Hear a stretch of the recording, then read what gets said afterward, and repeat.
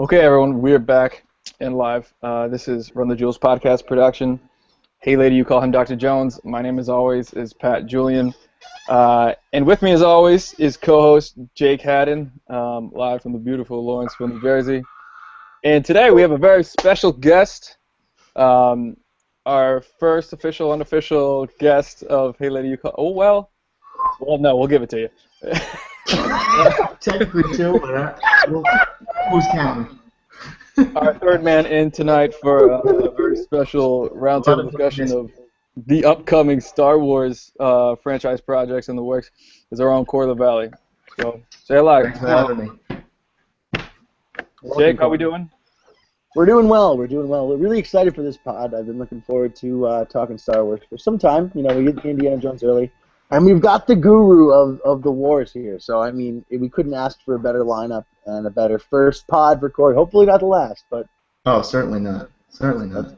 Let's Star go. Wars. No, Star Wars. many more. I'm sure they'll drop a lot of trailers in the next, 8 months. Maybe. We'll see. Maybe not a lot. But We could do a running update. yeah. Yeah. I think it's fair to... I was gonna introduce Corey as the Star Wars Maester. But it felt as if it was merging too many galaxies far away. Yeah. Don't go too much into that either. I haven't watched Sunday's episode. Me neither. Yeah, I know. I hear there was some big. Hey! I heard there was some big stuff happening. So somebody died. I don't want to hear it. You can't. I know, but yeah, I don't want to hear it either. But Well, good. Meister is. I will accept Grand Meister.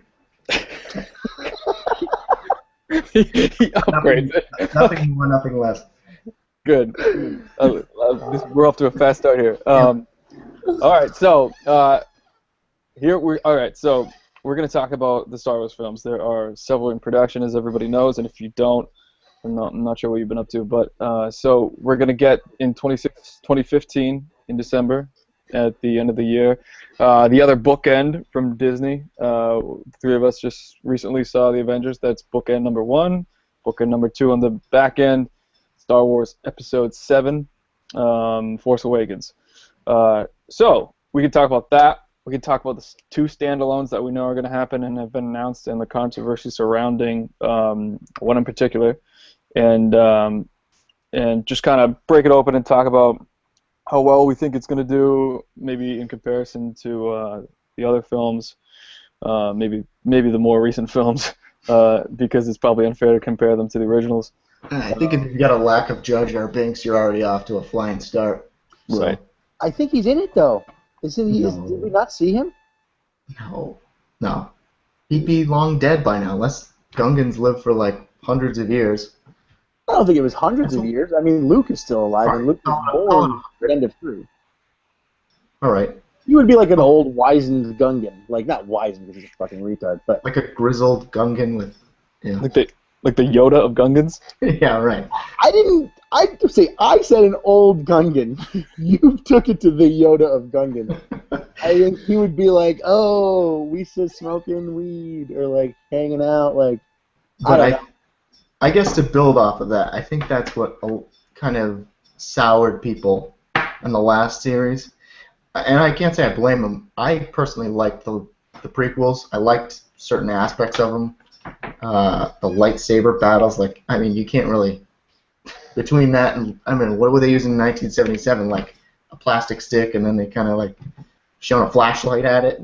It was just like really rudimentary. But the things that people hated, I'm hoping, that people hated about the last 3 movies will be kind of like cut out. Like none of that cheesy shit with like Jar Jar Binks and stuff. Like they seem to be, they threw in a little Chewie and Han at the end, which was awesome, blew my mind, but other than like subtle humor rather than the goofy like stuff that's catered to like 10 or 12-year-olds, I hope we're not going to see a lot of that. That they're taking it, they're going to handle it with velvet gloves, and they know that this is essentially going to be like our kids' like gospel of movies, and years down the road they'll be like wow, they're like this series is actually like 50 years older than those movies that we grew up with. So it's like this for me, and I grew up reading the books and watching movies from the age like 2, and I'm hoping that that sacred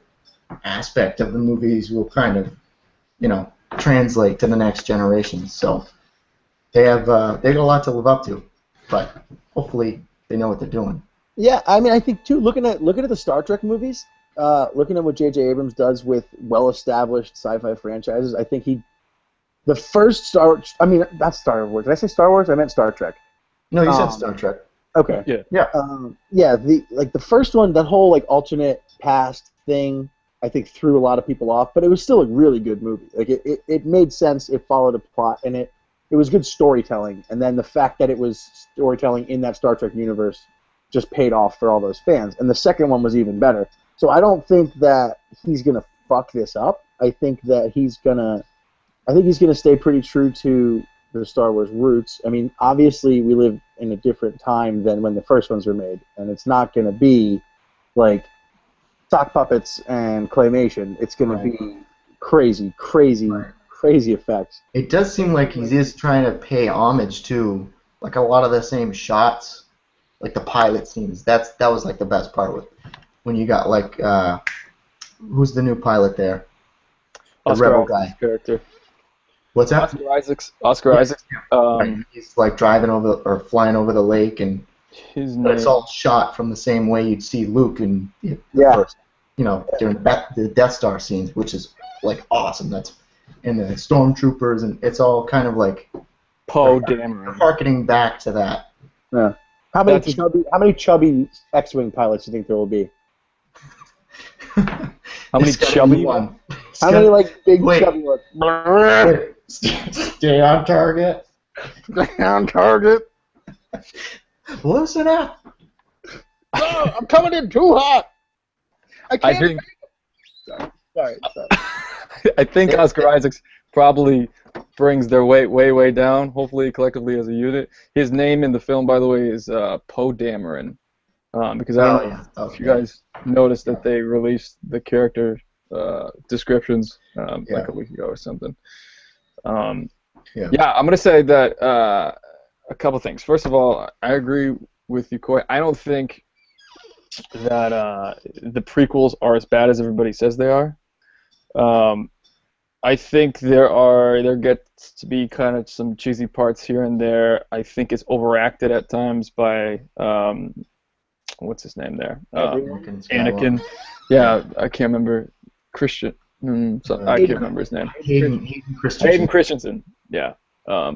At certain points he's really good. At certain points he's like it's kind of tough. But I did like the prequels. I think part of it is too when those films came out and everybody who is a film critic, is reviewing those movies. Which is everybody. Right. Those people who are of that age that are now grown adults watching and reviewing those films grew up with the originals. So it was kind of, it was never going to do as well as the originals, and it was always going to take a bit of a whack. But I also agree with what you said about J.J. Abrams seemingly knowing what he's doing when he's instilling a sense of the old ways into the film. Those opening shots are exactly what you want in a trailer.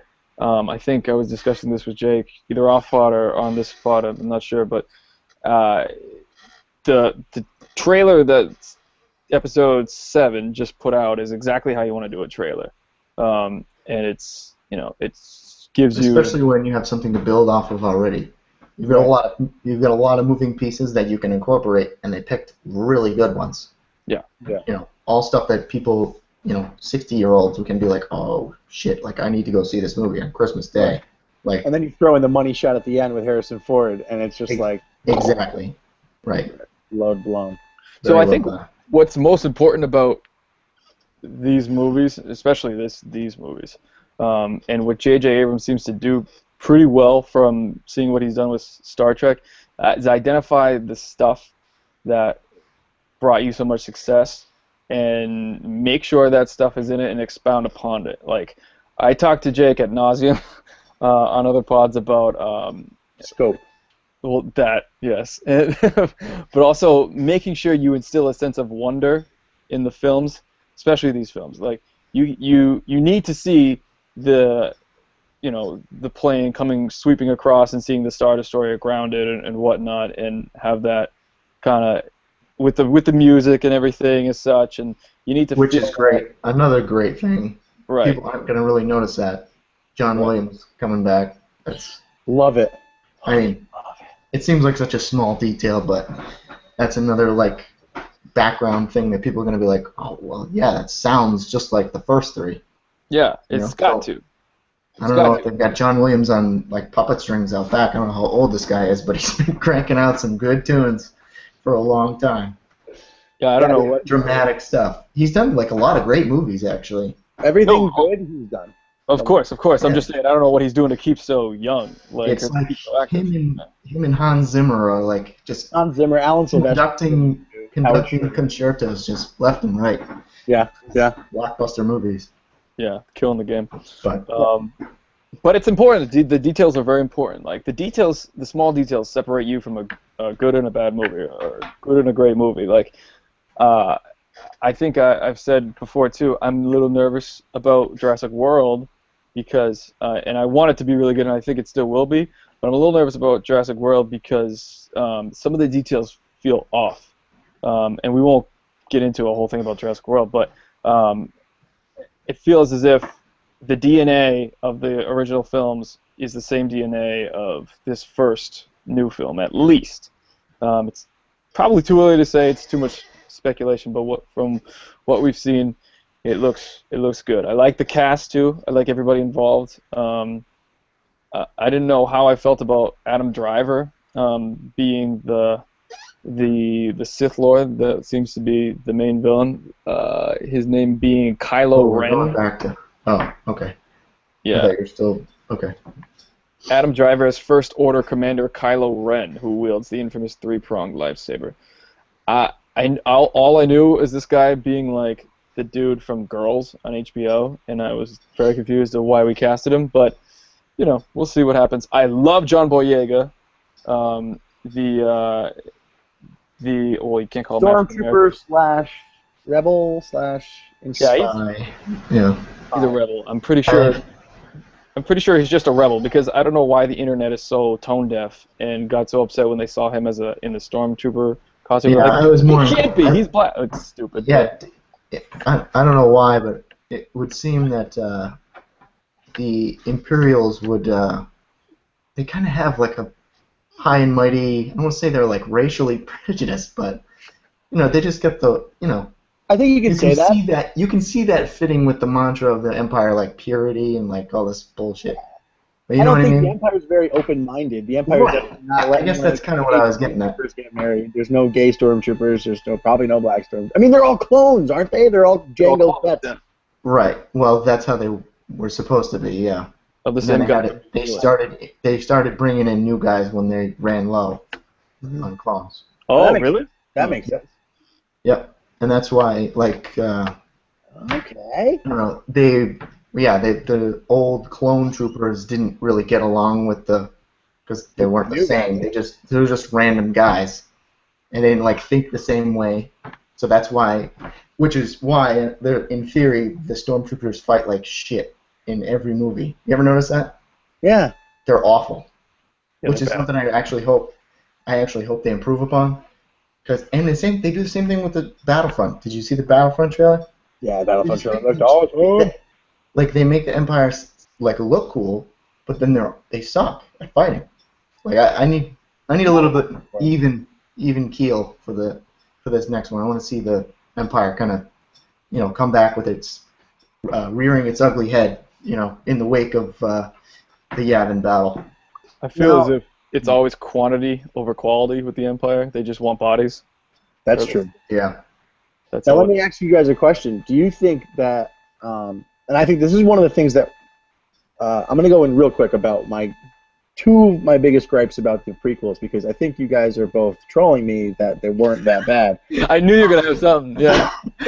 But the first one, just to tie into what we're talking about now, do you think they're going to go more the route of the original trilogy or the prequels? The original trilogy meaning, in terms of the villains, how there was an overarching 3-movie villain that they had to deal with for 3 movies, whereas the prequels had a new villain every movie. They had Darth Maul, died, Count Dooku, and then Well, so technically there was an overarching right, he was enemy. the Emperor, but then he was in Right, no. but that's right. But I see what you're saying. But the way the Sith work is that when an apprentice dies, his master just finds another one. It's easily replaceable. It's a mix and match kind of. But I'm saying, do you think that they're going to set up a 3-movie villain, or that they're going to just take care? Is it going to be isolated incidents kind of deal? It'd be a shame to get rid of the guy with the cross-hilt lightsaber in the first go-around, don't you think? They probably said the same thing about the double-sided lightsaber and the guy with the spikes, who was arguably the coolest Sith ever. True. That's a good point. It's a very good point, actually. Yeah. I don't know. Yeah. Well, I mean, Vader's the best Sith, but I think Darth Maul was the most hood, at least. Yeah. For sure. Probably. Yeah. I don't know. The thing is, and that's my thing. Like, I always thought I knew. Like, oh, okay, if they go back to the drawing board, they do the Star Wars thing over again. There's like hundreds of books, and I've read a good amount of them, considering how many there are out there. But so I know like the general storyline, and that's like another rabbit hole you guys can go get lost in and just read for days and just days.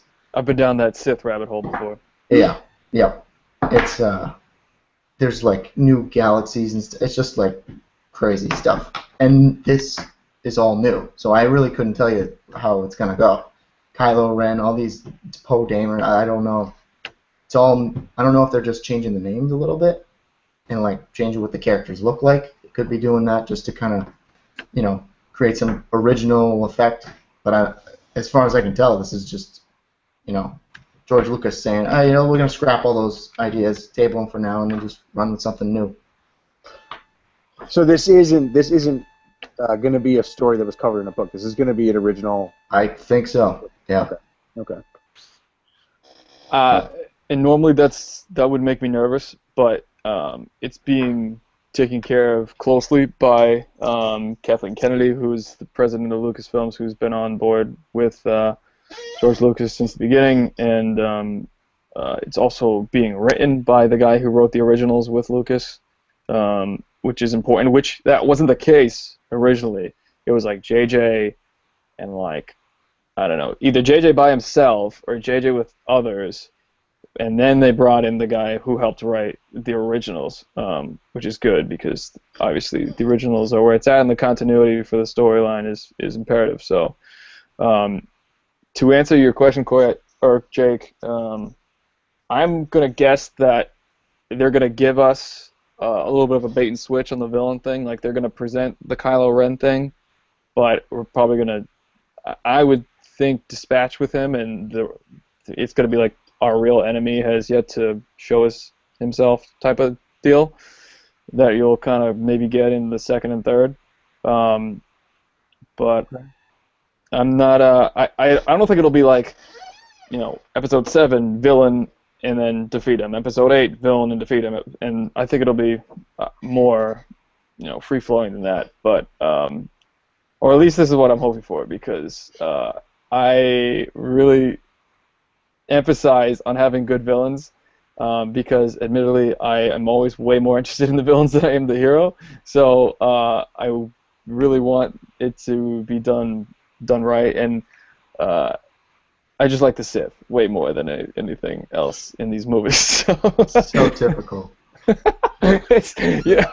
Well, Darth Vader is like the suave, black, cloaked figure that nobody understands.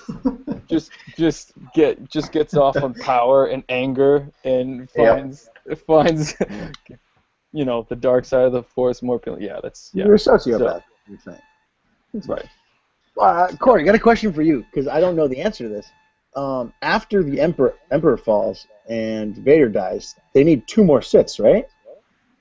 Yes, there's always 2. Right, there's always 2. So is there some like coup for who's going to be the Master Sith, or is there like some big like tournament, or not a karate tournament, but like a fight to the death deal? Keep the leg. So okay, all right. Without going too far into the rabbit hole, the death of the of Vader ends the line of the Sith temporarily. The storyline kind of continues on in the books, at least. Han and Leia have twins. One of them, Jason and Jaina. Jason turns to the dark side, somehow finds a Sith holocron, which is basically just like a really old Sith textbook. And he kind of starts up the Empire, and all the Sith come back basically through him. And then Jaina kills him and stuff, so it's like this. It's really cool, actually. That's the one I wanted. I wanted that storyline. And that's where I'm kind of wondering, like, Daisy. That's Luke's daughter, right? No. Well, that's another thing. Luke, who is a Jedi in the books, ends up marrying, like, the Emperor's. She's called the Emperor's Hand, and she's like a pseudo Jedi, kind of. Not really. She's an assassin. They get together. She becomes a Jedi. They have a kid. Yeah, it's like, yeah, it's messed up. But I don't understand. That shouldn't be a problem. Like, there was basically the Jedi come like flourishing back, but at the same time the Sith are doing the same thing in the background. Bringing balance to the Force. Right. Right. But like in the original trilogy, there was never any. So this brings me to my second gripe with the prequels. There was never any rules or like Night's Watch bullshit where like Jedi couldn't love.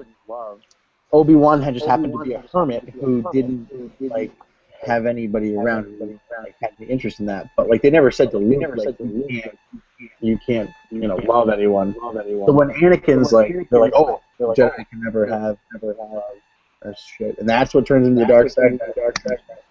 Plus that whole bullshit. That was the worst love story ever. But yeah, I think they discourage it because it's attachment, and then attachment leads to fear of losing the thing that you need the most. So the selflessness narrow it. If you fear to lose the other person, then you'll become angry, and then angry. You know the whole Yoda speech. I don't have to give it to you, but you guys hear crazy. It is kind of a weird Obi-Wan. I don't know. I think he also feels kind of like I'm gonna let this simmer for a little while and get over Luke. I don't know. Well, the name of the film is Force Awakens, so I wouldn't be surprised if we were kind of doing something similar with what you talked about, like all of a sudden everybody comes flushing back in terms of Jedi and Sith. At least that would be my guess. That's got to be some sort of semblance of the storyline, because just by the title and by the clip of Mark Hamill's Luke like explaining what the Force is. He's like, it's strong in my family. My father had it. I have it. Whatever. It sounds like he's explaining the nature of it to somebody. So it looks like it's gone away for a while and now it's coming back. And maybe it's through his lineage. Maybe not. Maybe it's. The only part of that little speech that is new, though, actually, is the part where he says, "Oh, actually, I don't even know if that part." He says at the end, like, "You have that power too." Yeah, I think so. Or does he say you have that power, or you could have that power? No, you do have that power. Okay, because I'm pretty sure he said that to Leia. His son, or his child, or Leia's child, I think. I don't know who he. But he says that to Leia, like right before he gives himself over to Darth Vader. True. So I don't know if they just kind of like ran with that, little monologue there and just put it in this movie, or if that's like actual, an actual line from The Force Awakens. I'm not sure. But he does say my sister has it, doesn't he? Yeah. Oh, no, I guess that's exactly what he says to Leia, isn't it? Right, because he doesn't tell her yet that they're brother and sister. No, I'm pretty sure he says my sister has it in that speech. Yeah, but he says that in the Return of the Jedi. Oh. Yeah, it's like a dark scene when they're on the bridge there. With the Ewoks. Talk about, yep, with the Ewoks. Then Han comes in and is just like, hey, what are you guys talking about? Incest. The usual. Targaryen bullshit. speaking of GOT, what do you think of Brienne of Tarth being this Chrome stormtrooper? Oh, she's the Chrome one? Yeah, the Wait, actress what? is Yep. Tight. That's awesome. No way. Gwendolyn Tarth- Christie plays a First Order Chrome Trooper, Captain Phasma, whatever it says. That's what it says. Badass. Wow. Do you think she was born or grown? Probably Do you think born. she's like a clone person? Like, we're going to build a giant. The clones make a strong comeback too in the books too. So we'll see. They find like cloning facilities and the whole thing just kind of recycles. But I heard the books are like were canon, like part of the actual storyline, but I heard they're not anymore. Like they've been like Well, I don't. There's so many of them. tarnished over there. People just ended up being like, I'm gonna write my own, Yeah. and then it kind of got watered down after that. But So then they were like, none of the books, Matt. None of the books are real anymore. yeah, so that's probably why that probably influenced their decision to just go completely off the map with a whole new set of characters. Yeah. I mean, if it wasn't written by George Lucas, then I feel as if it's cool to explore those other things, but we don't have to take anything as canon that wasn't written by George Lucas. But I think he definitely oversaw at least the first few. Yeah. I think First so, few too. novels? Yeah. I think he must These have are like read them and been like, yeah, you can publish this. yeah, they're like 900 pages of just like I don't know. It could be good material for a movie, but I think they're going a different way with it completely because, like you said, there's so many deviations from what was originally that canon that now they're just like, all right, we're not going to try and confuse people. We'll just come up with something new and make that the gospel Yeah. the gospel of Luke. Well, I'll say, Corey wins the podcast today. yeah, it was a good one. I'll say that my favorite part about this whole thing is that I don't know what's going to go on yet. Like that we know sort of what's happening with the first two standalones. I still don't even know what the hell is going on with this first film because we know like little semblances of bits of action and who's in it and whatnot, but zero idea what the storyline is at all, which is pretty cool. One of my favorite parts of how they've marketed the film and kept things under wraps, and I'm sure there'll be a plot synopsis coming out in the next few months, but to my knowledge there isn't one already that exists on the internet, and it's kind of nice. It's not like it's ruined for us from the jump. The way You want to know something interesting? The what planet did you immediately assume that opening shot was taking place in? Tatooine. Yeah. It's Yeah, not. It's not. It's not Tatooine.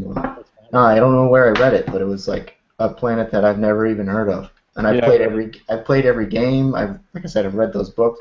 It's like. So I really do think they're just trying to go original with this, which I like, and it does. It definitely makes it a little scarier, but. And then in like Jakku. Jakku. Yeah. Yep. Can we take a pause from the actual movies and talk about how awesome the game looks? Oh, I know. It's like a movie. That looks so beautiful. I can't wait to play. It was Star Wars Battlefront and Battlefront 2 are in my top 5 favorite games. I can't disagree with that. I will admit that I played them, but I did not play the storyline. All I played, and I wore it out. Galactic Conquest. Yeah. It's like Risk. Yeah. It's like playing Risk, but better. No, not that one. Not that one. It was. Wait, you talking about the first one? I think maybe. The original one where you couldn't sprint, which sucked. No, That whatever sucks. one where, whichever you one where you could could. spawn on one end of the map, and you gotta just run for days. No. Whatever one go. that you could pit like person against person. Like I could be Vader against you as Emperor, or That was- you That's the as. second one. That's the second one. Yeah. That was Okay. a good one, too. Which was good. Yeah. Wore that out like every day, like freshman year of high school. Came home with my buddy, and we just played that for like 2 hours. Yep. At least daily, like a ritual type of thing. Tanks. Yeah. The tanks were better in the first one though. Yep. Way better. Stormtrooper. I was just straight up regular old stormtrooper. I would run train with that assault rifle, just pop, pop, pop, pop, pop, pop, pop, pop, pop, pop. Was it? Did they have the frenzy rifle in the Yes, first one? yes, they did. Yes, they did. The seven Yeah. kill streak. Where your bullets would go purple, and then you just beat people with like one shot. Yeah, and then it shoots. I think it's a 3-shot burst. I gotta revive that. I'm gonna have to We gotta find to play that. dust off the PS1 or PS2. I mean. Yeah, PS2. Or yeah. Did you? Yeah, no, whatever. So totally just lost that thought. Do you want to move on to Rogue One real quick? Sure. Surely. So what we know about Rogue One is the plot line is the objective is to steal the plans of the Death Star, which we know is accomplished. Spoiler alert. This is the other game that's coming out. No. This is the first standalone movie. The first standalone movie. Oh, okay. I wasn't aware of the plot line had already dumped. Okay. Oh, but drop some knowledge then. Okay. Well, let's talk about it. We got that one, and we got the second one too. So, Wait, do you know what the second one's about? and we'll get there. Do you want to know, Corey? Oh my God! Yeah, no, I need to know. I just feel woefully ignorant right now. Just where have I been? Well, it's fine. I only knew about the second one. In your defense, I didn't know about this first one until just now. My mind is blown. All right. Did you know about the Patrick, keep unfolding that flag. Keep right. going. So, essentially, it follows the group of rebel fighters who, unveil the plan to go and pick up the blueprints for the Death Star, and apparently there was early speculation it was going to be like a heist type of a film, which would have been awesome. But instead, it seems as if it's being directed by Gareth Edwards, who just most recently directed the new Godzilla with Aaron Taylor Johnson that came out last summer. And he came out and spoke about it at length, for the most part, at the Star Wars Day in Anaheim that happened a few weeks ago, and said that he wants this to be have the feeling of a war film. And I believe he's even went as far to mention. Hold on one second. What? Okay. All right. He went as far to mention that. You gotta start filling in your calendar, Pat. You got some empty days there. Just all I do is this. Jeez, you have like 2 whole weeks, so just nothing. Well, we're broadcasting from Studio B, so right. Okay. this isn't even. Yeah. But as I was saying, he went as far as to say that he wants this to be like a war film. That he's even getting different people who've worked on different, renowned films of war, such as I think the cinematographer was being thrown around from Black Hawk Down or from Saving Private Ryan. I gotta. Either way. He should call Tom Hanks. That's what he should do. Yeah. Essentially, one of his main points was it's called Star Wars, right? So my film is going to be a lot of battle, a lot of wartime, escapades and politics and scenarios. So I think it's going to be, we're going to see it fleshed out and be quite a struggle to acquire these plans, which they eventually succeed at. There are some good people attached to it so far. There's supposedly Ben Mendelsohn, who is great. Ben Mendelsohn. What is he in? I don't know. I'm not sure if he's a villain or if he's. Oh no, I mean, what else has he been in? Ben Mendelsohn is this gentleman here. He was just in Dark Knight Rises. I'm trying to think of things you would have seen him in. He was in Dark Knight Rises. He gets the boot pretty early. I know who he is. Yeah, he was just in Bloodline. He's like a corporate executive who uses Bane to. Okay. Yeah. With you. I am necessary evil. Yeah. So Ben he has a Mendelsohn, lisp, kind of. in the film, perhaps, but Kind of not does. in real life. At least I don't think so. He's an Australian actor who's just killing the game right now. But so he's attached to it, which is pretty sweet. Felicity Jones, who almost just won an Oscar for her role in the Stephen Hawking film Theory of Everything, is attached as well. So good stuff for Rogue One. Now that that's been delivered and it's marinating, what do you think about that?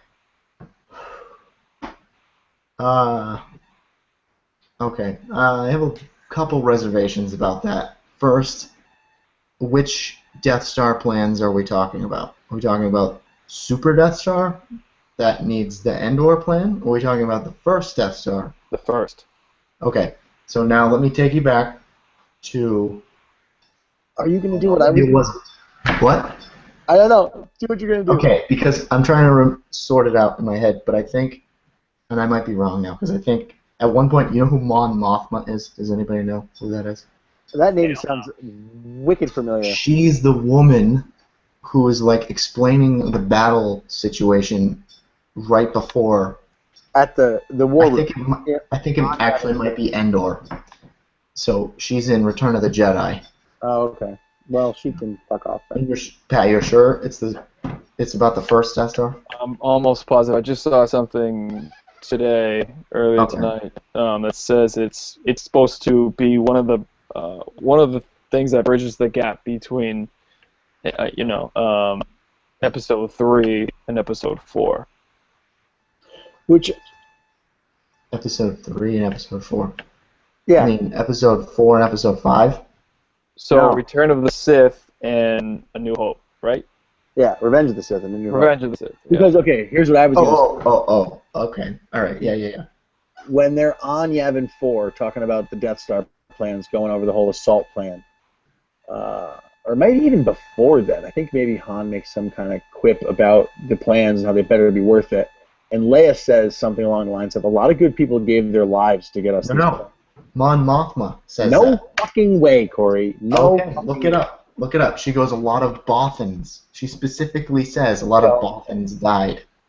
I hate you if you're right. I actually want to come. I kind of need you to look it up right now and watch I'm it. driving to Sturbridge. I'm getting in the car right now. Slap you. Okay, and that's why I kind of have a potential issue with it, because they made it seem like the spy thing was kind of how they did it. Like they infiltrated like a base and like basically Ocean 11 their way to getting the Death Star's plans, which is wicked cool. I wish that wasn't how it was gonna go. The heist movie, yeah, that's what I thought too. Yeah. But you can still do a heist movie in wartime. You could. What am I trying to think? Like, what's a good war movie? Like, kind of like not that it's a war movie necessarily, but Behind Enemy Lines. I was gonna say Argo. Oh, I haven't seen Argo. That's fair. Yeah, I mean it's a suspense. It's a suspenseful movie. I mean, if you took Behind Enemy Lines is actually a really good one. Like you have to go in, secret, get them out, dip out there. Yeah. But the way you were just describing this guy's attitude towards the movie makes it sound like it's going to be a Michael Bay film.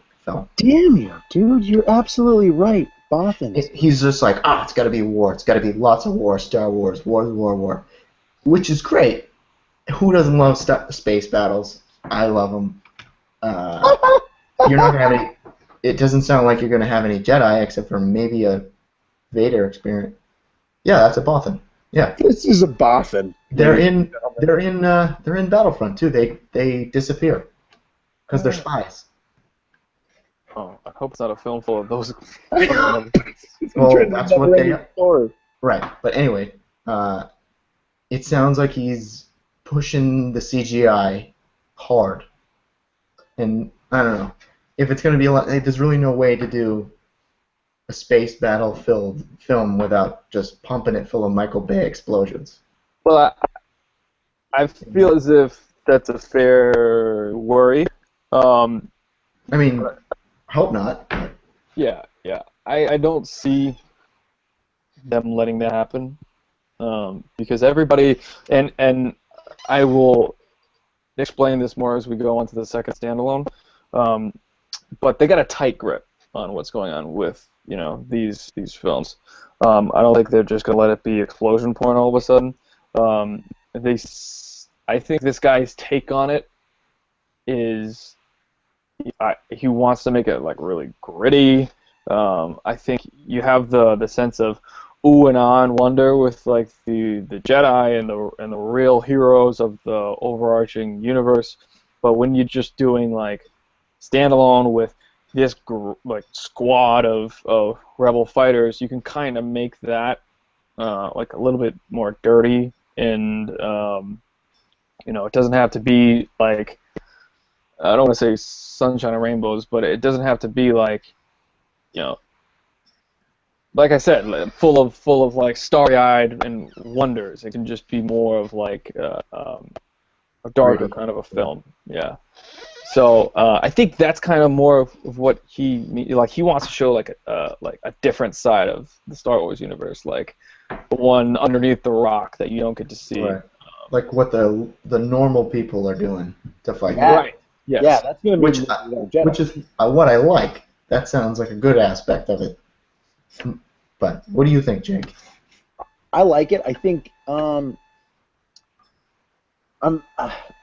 hesitant to fear that same fear, because I mean that's always obviously a fear with any movie like this that comes out. Like, let's use the Avengers as an example. I mean that's a movie you go in knowing you're about to watch a bunch of people filmed in front of a green screen for a good portion of the movie. But I feel like for the most part, other than that scene, spoiler alert, I guess it's not really a huge spoiler, so fuck it. Skip ahead 25 seconds in the pod. Where the Hulk Iron Man fight, where he's like looking for a spot to go, and there's just that big empty construction-filled building, and they just blow it the fuck up or implode it down, and it's just like, we're gonna blow this building up. Doesn't he say something like, I really need to buy this, or something like that? He says something about buying it as he's destroying it, like, shit, I'm gonna have to buy this.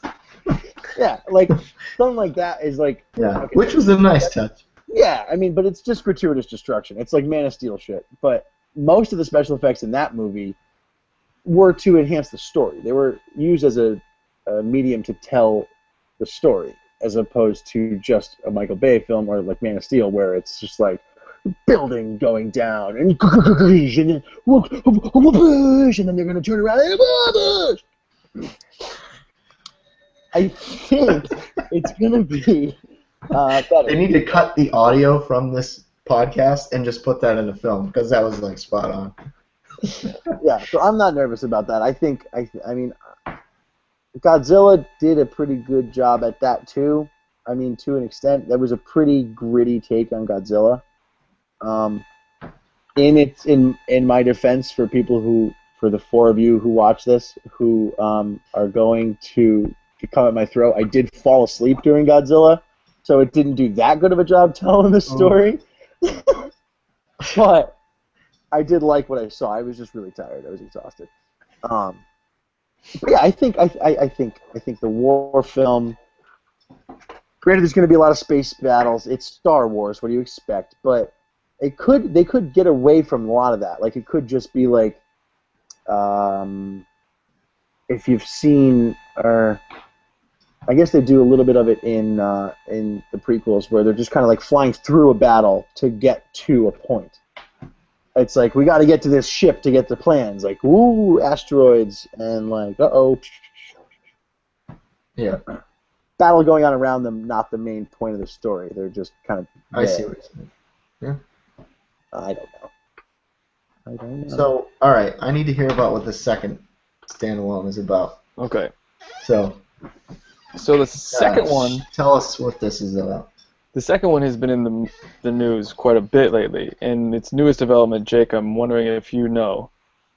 If not, I'm going to blow your head off your shoulders. So the second one has been confirmed to be a Boba Fett storyline. That's right. That's right. Judging by your one of these, I'm thinking you like it. So there is a God. There is a God. There's admittedly not a ton of details on it, except for that it's going to be Boba Fett. There's more to Rogue One, because Rogue One is a year and a half away, and this one is I guess. Wait, that. Whoa. Time out. I'll give you a timeline. Yeah, we'll back up and do the timeline.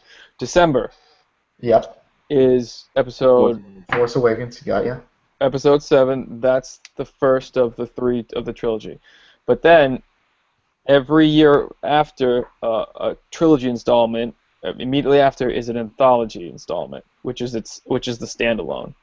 Right. So 2015 Force Awakens, 2016 Rogue One, 2017 Episode 8, and then after that Boba Fett. 2018 Boba Fett. 2019 Episode 9. 2020 third standalone. We don't know what that's going to be yet. Yeah. So it's exactly 3 and 3. 3 standalone Yes. and 3. Okay. No more, no less. Right. Yes. That's right. So while we're being spoon-fed all of these Man. Marvel properties, Disney, with the other hand, is spoon-feeding us the Star Wars Wow. 6 films. Disney honestly should just start a new park. 2 new parks. You should start 2 new parks. A superhero park and a Star Wars park. In 10 years, they could absolutely make a killing off of all that. Yeah, get rid of Tomorrowland and just make it Star Wars. Yeah, you should. No, Get you rid could of just leave Tomorrowland. People will like it. You just build it somewhere else. People still like Buzz Lightyear, Pat. That is a dope ride. Yeah. Okay, so I'll give you more of it though. Boba Fett. So yeah, give me a little bit more. Do we need a cast? What's the Okay. situation? No cast yet, but there was a director attached to it by the name of Josh Trank.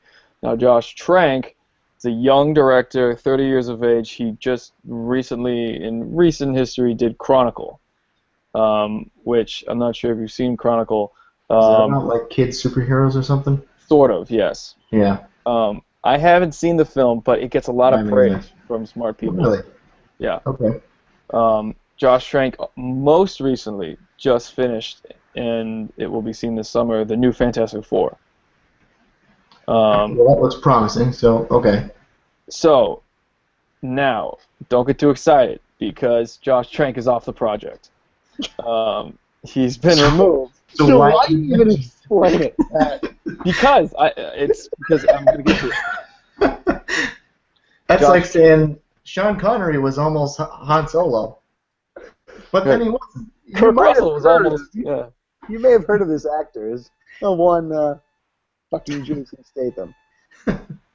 Well, I'm mentioning it because, like I said earlier, I don't think they'll let Rogue One become just explosion Michael Bay nonsense because they have a tight grip on what's going on with these 6 films, even the standalones.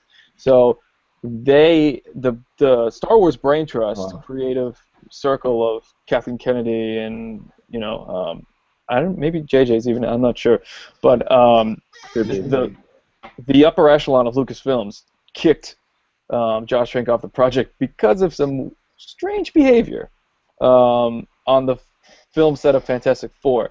Simon Kinberg, who was the screenwriter of Fantastic Four, also is a co-screenwriter on the Star Wars films.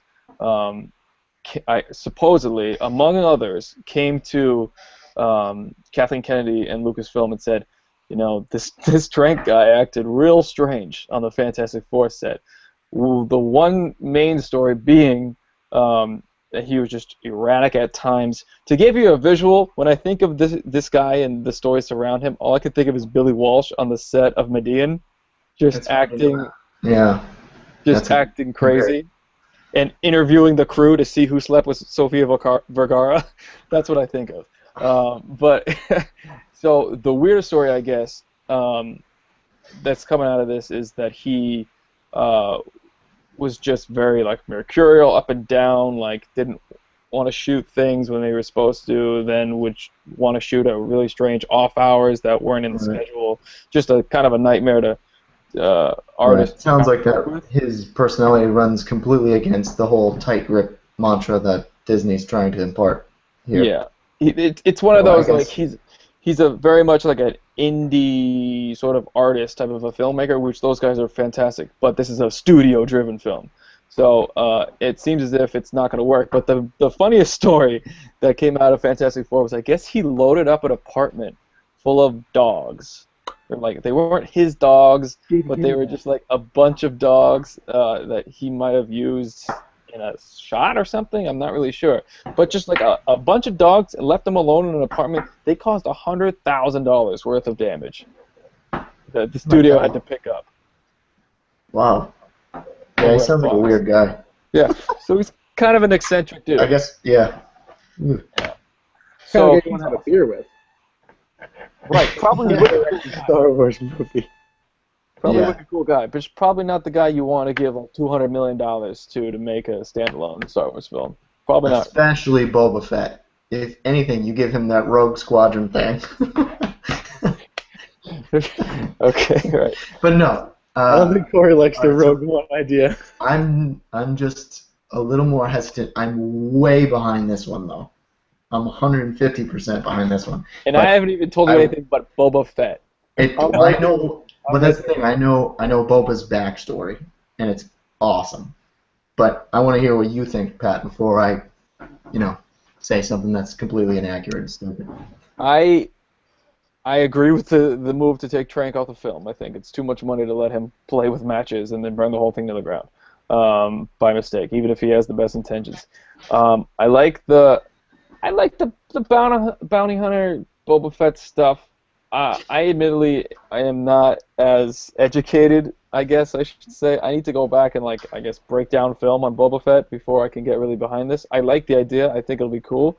But I need to learn more before I can get. I'm happy about it. I'm certainly not dissatisfied by the plans for the second film. I admittedly don't know enough about what can be done. This person's or this character's personality, what can be done when they flush them out. So I'm excited that they have. I'm just happy that they have solid plans that they've already made public for these anthology films. They've been giving us a lot, in kind of when you step back and look at it, more than they have to. So I'm happy about that. So I'll give you one last thing about Boba Fett film. And Jake, you might not know this, but you might want to seatbelt for this. Over the last couple days, they've been courting a new director. And it seems that they've courting the most Joss Whedon. So. Okay. All right. That's a much safer pick, I think. Jake, how do you feel about that?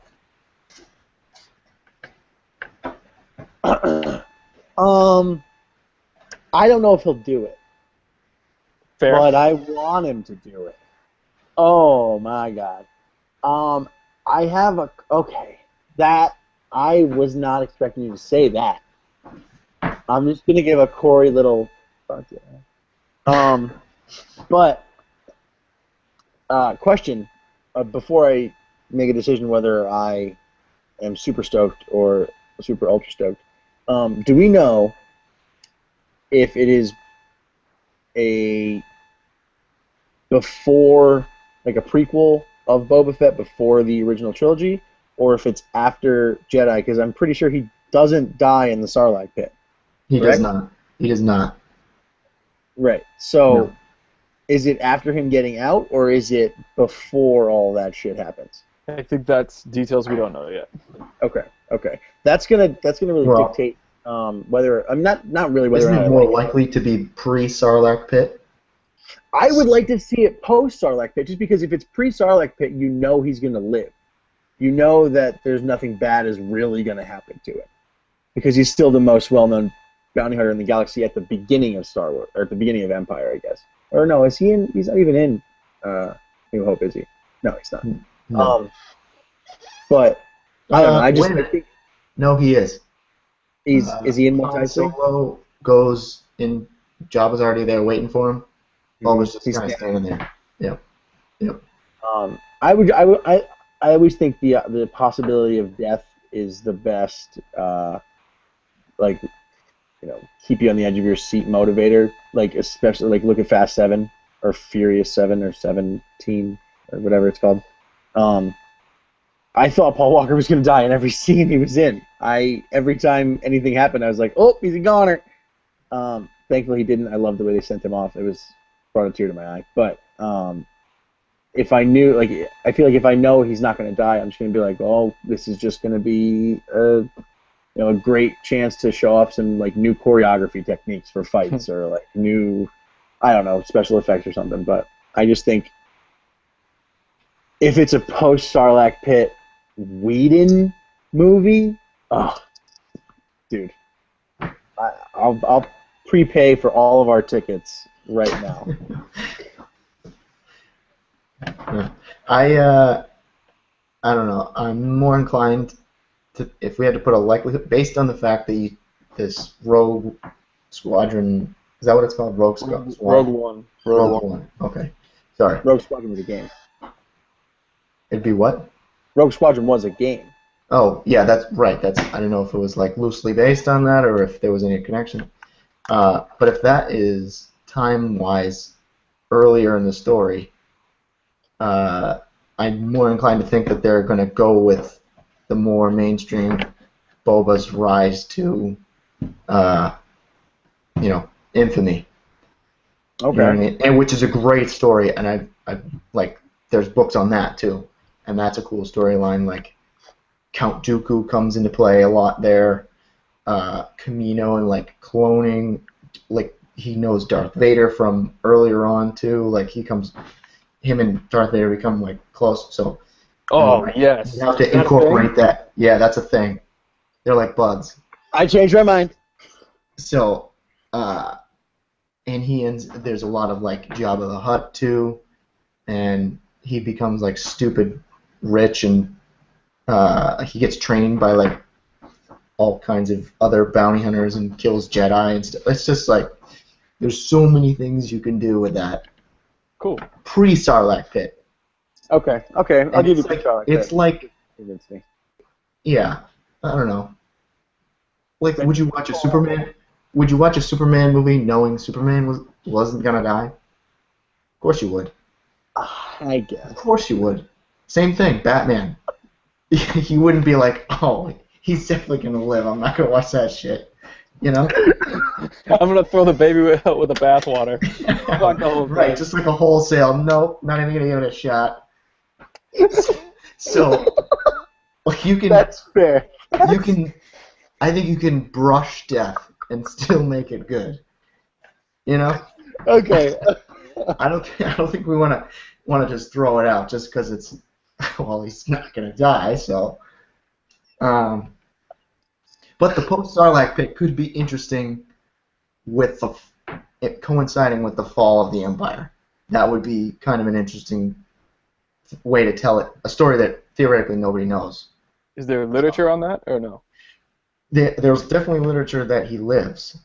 Again, that's a whole other like. What?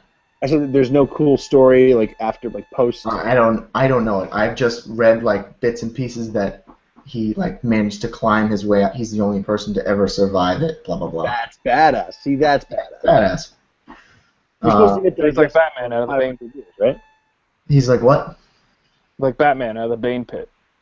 Yes, exactly. Good analogy. But yeah, there's a lot of cool ways you can take that. Plus, I'm big on the Fets. I played that Bounty Hunter game. Did you ever play that? That game was sick. It was awesome, and even the Django storyline was really cool. Yeah. Yeah. But I think you get more mileage out of Boba just because he's more mainstream. So that's a good move. Real quick, all the clones are Django clones, are they not? Right, including Boba. Including Boba. Okay. No aging acceleration. Right. Okay. So there could be another like, I don't know, deal between Boba and the Empire for like additional clones or DNA or something that would enhance the storyline that we might see. Getting more clones. That's right. Yeah. Which, otherwise how are you going to explain how the Empire just comes raging back into existence? Master Scythe Diaz. Right.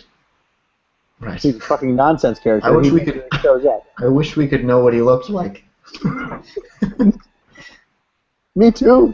Sure.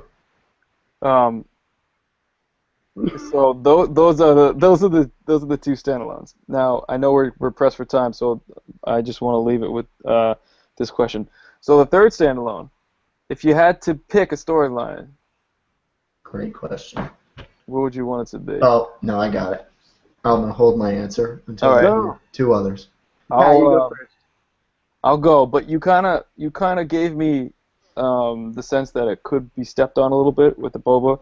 I want to see Vader like in his prime Vader. I want to see that, like just starting out with the Empire, forming it, ruling it, coming up against other stuff. I want potentially to see like a Vader storyline.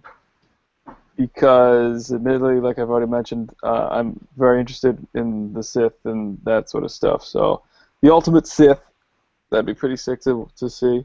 And I want to see more of his like Force abilities on display. I kind of felt when we watched the films and stuff, we always talked about how he was like one of the strongest, if not the strongest, with the Force, but I was never that convinced. I thought they could have done a better job with that. They did the same thing kind of with Luke.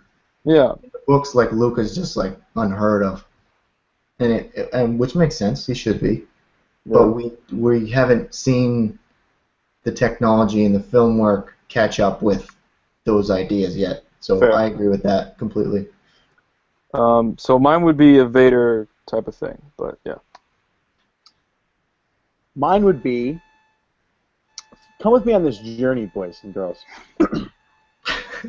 I didn't give Jake this question before the pod. I promise. This is off the cuff. Yeah. This is right now. You made me think of this. I don't know who made me think of it. It might have been me. It's gonna be Give yourself credit when credit is due. Going to be shot entirely documentary style. Planet Earth. We're going to get Sigourney Weaver. No, we're going to get James Earl Jones to do the voiceover, like a Planet Earth lifestyle movie entirely on Hoth, just about the Wampa. And it's just going to follow him around on his day-to-day life. He's going to be eating tauntauns. He's going to be digging caves. He's going to be getting stragglers and sticking them up on the ice. It's going to be beautiful. It's going to be natural habitat. It's going to raise awareness because they're endangered. And I think it's going to drive a lot of revenue. I thought they smelled bad on the outside. I feel as if you could get Disney Nature to finance that film. I mean, it's under the same umbrella company anyway, so.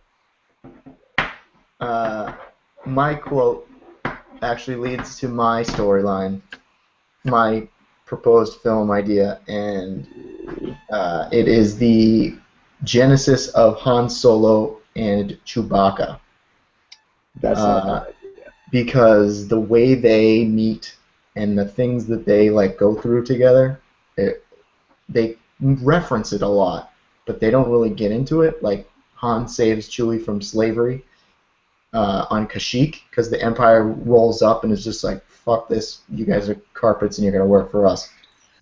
And Han was like running cargo or something and just like picked him up, and then they've been fucking around ever since. But would Billy D. Williams be in it? Say again? Would Lando Calrissian be part of that story too? Oh yes. Oh yes. Yep. Okay. Absolutely. Okay. In fact, yeah, I would make sure that he's probably a good pivotal piece of it too, because you've got stuff to work with there. Mm-hmm. Can we get Michael B. Jordan? That's a good casting. And who are we gonna make it? Chris Pratt. That's You know the answer, yeah. Okay, that's the problem. He is Harrison Ford, apparently. So wait, who? Chris Pratt. They want him to be Indiana Jones. He would make a great Han Solo. I'm not gonna lie, but I think he's played the role. I think he's too old. Okay, you want to go younger? I like too that. Old. I'm talking like a young, sprightly 27-year-old Han. Maybe even younger. Because I guess him and Chewie have been around for like pretty long time. Actually, Chewie has a family too. Did you know that? I did not know that. Wife and kids. Yeah. Are you trying to make Zac Efron Han Solo? No. No. And that to me is the biggest obstacle to my own idea, is finding somebody who has the charisma to carry that huge role. Michael Cera. No. If Michael Cera gains like 80 pounds of muscle, maybe. Can we figure out a way to get Jonah Hill in one of these movies?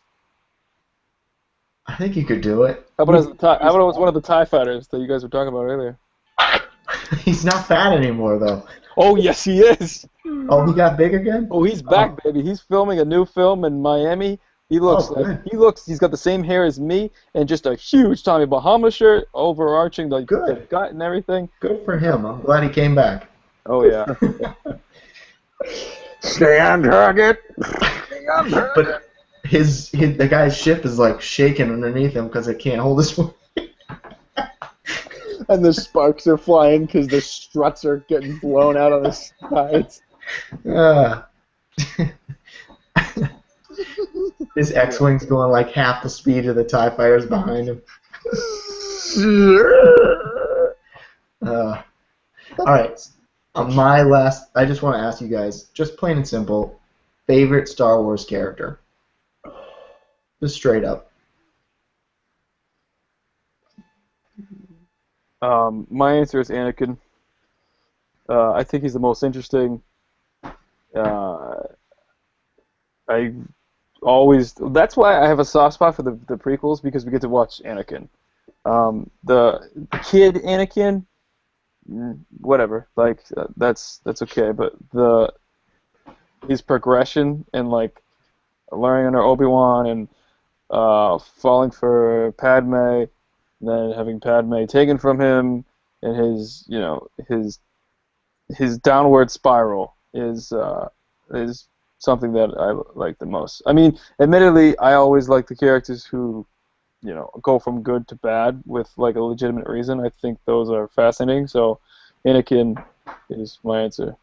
Anakin, not Vader. Anakin. Because you're an idiot and you're pushing me. I'm going to show you. This sits over my bed, by the way. This is a, you can't really see it because of the glare, but it's a Star Wars painting. And they're all rocking out. And my favorite character is right here. And I'm going to try to block this glare with my hand. It's Han Solo. Han Solo. You can't go wrong with Han Solo. He's the best character. He's a wise ass. He shows the most character development of any character in the series. Yeah. And by the beginning of it, he's what every guy wants to be in his 20s, and then at the end of it, he's what every guy wants to be in his 30s. I just think he is the fucking man. Yeah. Cindy, you kind of stole my answer. I'm sorry. For all the reasons. You did a bang-up job explaining it. I just like he's gritty. He's not the guy who's going to go out and just save your ass, like willingly to do it, but he really kind of secretly wants to. So that's kind of cool. I guess as my secondary to pull that out, I'm gonna say Mace Windu. Ooh.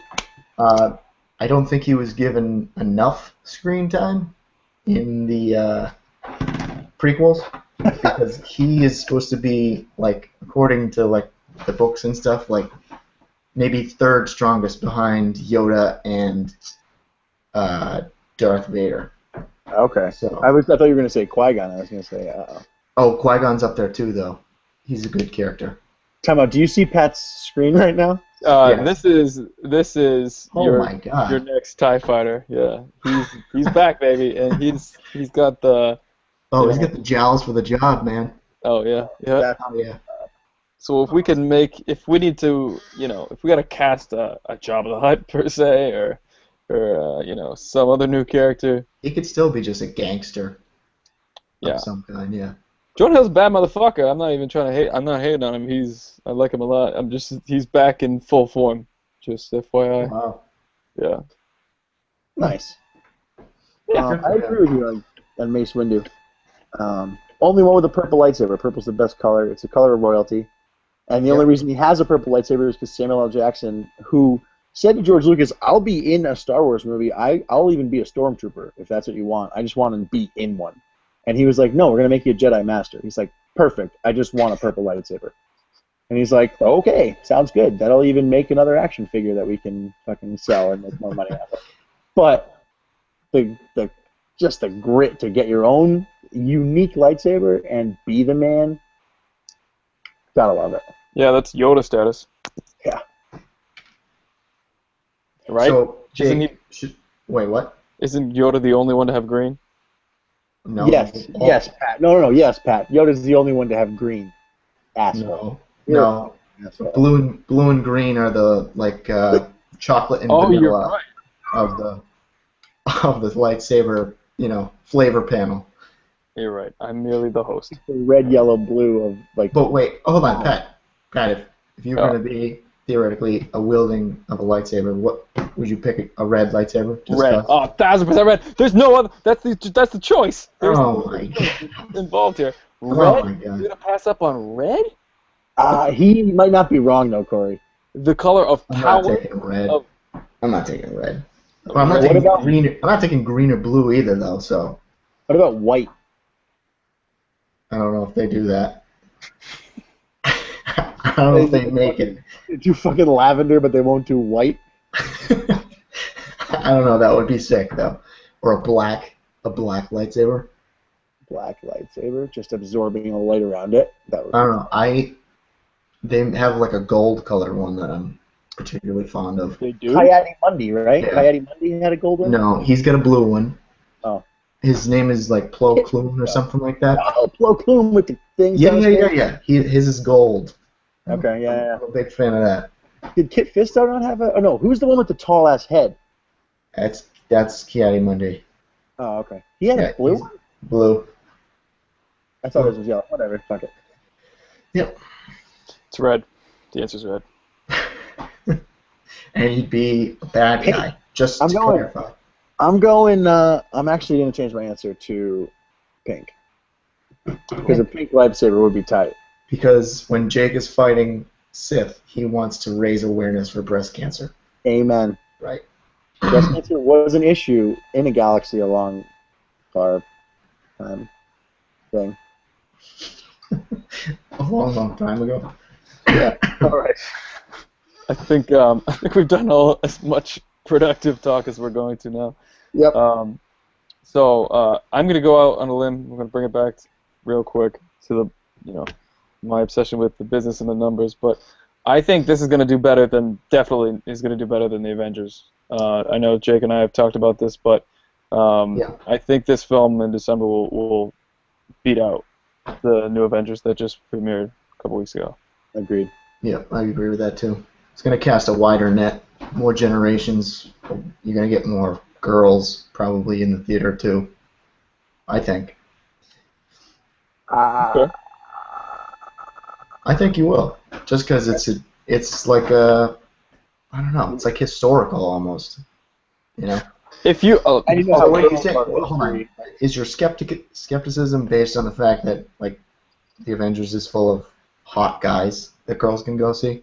Absolutely. Okay. And that it's still going to be a good date movie, but I'm saying, like, I think just as many guys will bring their girlfriends to see the Avengers as will Star Wars. But I actually agree with you. I agree with you that it's going to be more people, but I don't know if it's going to skew more feminine. I think it's going to just be more people. Yeah, maybe you're right. I think we're both pretty fucking spot on. We are two of the smartest men in the country. That's true. Yeah, I'm definitely spot on. I don't know about you, but... I just have this quick question. Not that the three of us fall under this category, but if you're weirded out about going to Star Wars or the Avengers, which one are you more weirded out about going to, you think, in the general public's perspective? Star Wars.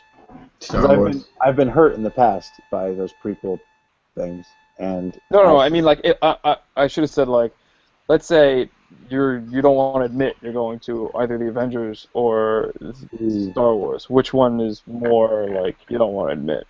Still Star Wars.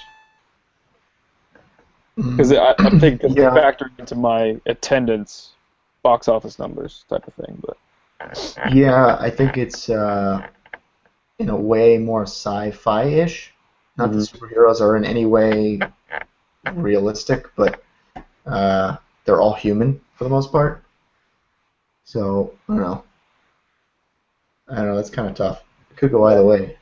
Star Wars is like the epitome of geekdom. Like it's right underneath like Doctor Who for like the geekiest people, or I guess underneath Star Trek and Doctor Who for like the geekiest people in terms of fans.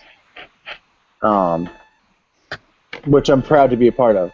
Don't anyone who's watching don't think that. It's also the most mainstream. True, it is the most. It is. Yeah. Yeah, it's not, Dungeons and Dragons or something, but True. I still think, though, in this day and age, with what comic book movies have become, it's like kind of just like accepted that it's just like, yeah, they're sweet. Like they were like lame when you were a kid and you weren't reading Of Mice and Men, but you were reading like the Infinity Gauntlet. But I guess nobody was like hanging out smoking cigarettes reading Of Mice and Men. I don't know why I used that as like an example. I'm so sorry, but Steinbeck is good read when you're smoking butts. We're so cool. We're so misunderstood. Get out of the land, guys. All right. Well, I guess we'll leave it on Lucky Stripes and Steinbeck. But Star Wars December. Again, no need for me to plug it. I don't know why I always do this. It'll bring as many people as it can without my help. Go Christmas Day though. That's the question. Absolutely, without question. I will not be. I will not. If it were up to me, I would be, but I don't know. It'll be Christmas night. It'll be Christmas night, not Christmas Day. Well, we gotta try to maybe coordinate and do it together, but we'll see. Oh, okay. I'll wait for you guys. Fuck you guys. Yeah. All right. So, run the jewels. This was Hey Lady, you call him Dr. Jones. My name is Pat Julian. That was Jay Cadden. That was our special guest, Third Man in Coy Valley. If we have more to say on the Star Wars news front, which I'm sure there'll be new stuff popping up over the few months, we might return and kick the can around a couple more times, but we'll see. It's up to me and him, not you. So fuck off. All right. So have a good night, guys. Thanks for tuning in. I'm so sorry for his behavior. We love you. All right.